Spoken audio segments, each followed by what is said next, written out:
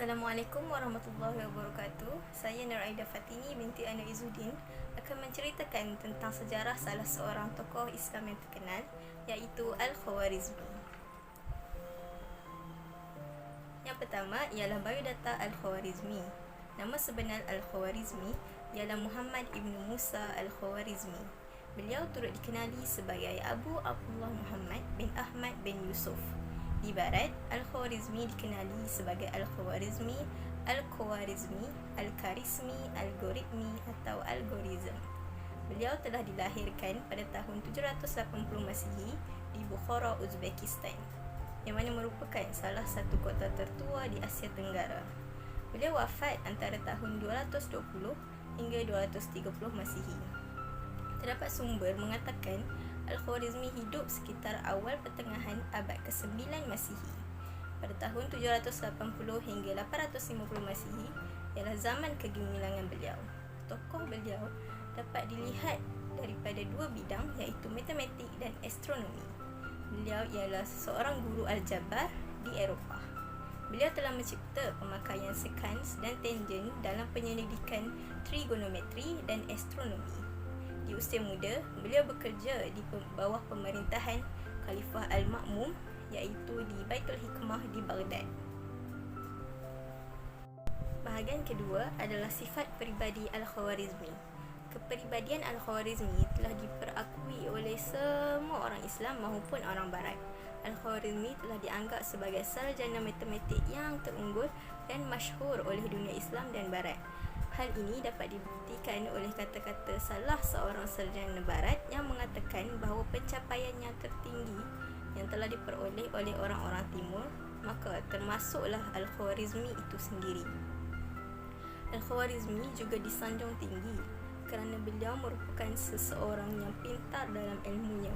Menurut seorang sarjana barat lagi, Al-Khwarizmi mempunyai personaliti yang teguh dan seorang yang berotak geliga sains. Kata-kata dari Whiteman, sarjana barat. Hal demikian dapat membuktikan bahawa Al-Khwarizmi mempunyai sifat kepribadian yang mantap sekaligus menjadi sanjungan oleh orang Islam dan Barat. Menguasai pelbagai bidang ilmu dan bahasa, gigih dalam menuntut ilmu, bijak dan berdisiplin. Beliau juga berpengetahuan luas. Pengetahuan dan keahliannya bukan hanya dalam bidang syariah, tetapi di dalam bidang falsafah, logika, aritmetik, geometri, ilmu hutang dan kimia. Beliau bersungguh-sungguh dalam menyelesaikan masalah dan memiliki jawapan sendiri dalam setiap permasalahan beliau. Seterusnya adalah hasil karya Al-Khwarizmi. Yang pertama adalah sistem nombor. Ia telah diterjemahkan ke dalam bahasa Latin, iaitu di Numero Indorum. Yang kedua adalah Mufatih Al-Ulum, yang bermaksud beliau adalah pencinta ilmu dalam pelbagai bidang. Yang ketiga adalah Al-Jamiwa At-Tafsir Bihisab Al-Him. Karya ini diterjemahkan dalam bahasa Latin oleh Prince Borneo Pagri. Yang keempat adalah Al-Mukhtasar Fi Hijab Al-Jab wa Al-Muqabalah pada tahun 820 Masihi dan ia mengenai Algebra. Yang kelima adalah Al-Tarikh. Yang keenam adalah Al-Maqalah Fi Hisab Al-Jab wa Al-Muqabalah. Terdapat banyak teladan yang dapat kita pelajari daripada kisah ketokohan Al-Khwarizmi. Seperti mana yang kita ketahui, beliau juga bukan hanya mahir dalam satu ilmu, bahkan mahir dalam pelbagai bidang ilmu yang lain seperti ilmu falsafah, muzik, kejuruteraan, falak dan sebagainya. Untuk mendapatkan ilmu-ilmu tersebut bukan hanya dipetik dengan jari, bahkan memerlukan kesungguhan dan semangat yang tinggi sehingga menjadikan beliau antara tokoh-tokoh Islam yang berpengaruh dan terkenal pada zaman usianya yang muda.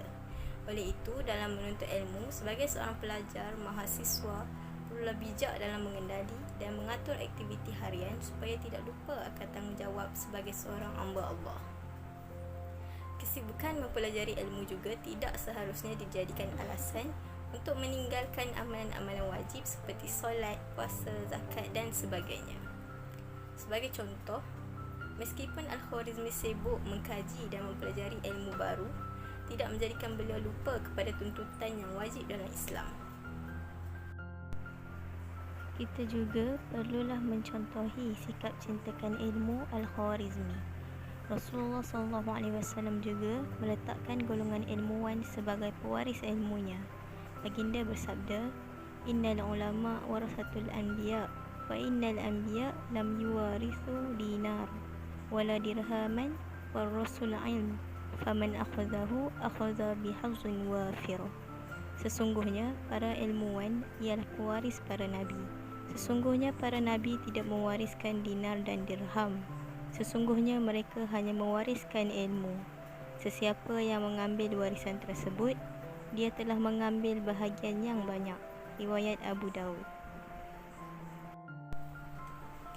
Jadi sampai di sini sajalah penceritaan saya tentang Al-Khwarizmi. Assalamualaikum.